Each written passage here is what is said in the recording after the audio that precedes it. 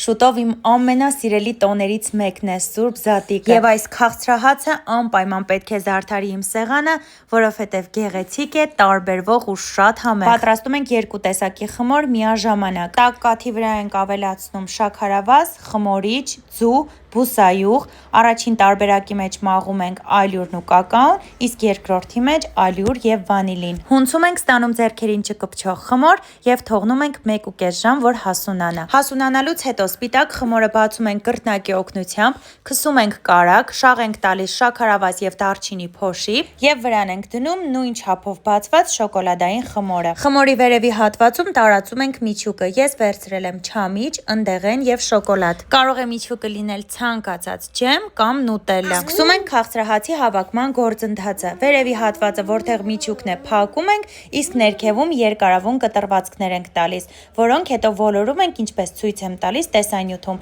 Փաթաթում ենք ռուլետի նման, տեղավորում ենք կլոր ձևամանի մեջ, որի տակ փռել եմ յուղաթուղթ, իսկ կողքերը քսել եմ կարագ։ Ծածկում ենք եւ թողնում եւս 20 րոպե հասունանալու համար, այնուհետեւ քսում ենք ձվի դեղնուց եւ ուղարկում ենք ջեռոց թխվելու։ Ստացվում է կարմրաթուշ, գեղեցիկ ու շատ համեղ։ Բոլոր մանրամասները կգտնեք նկարագրության բաժնում։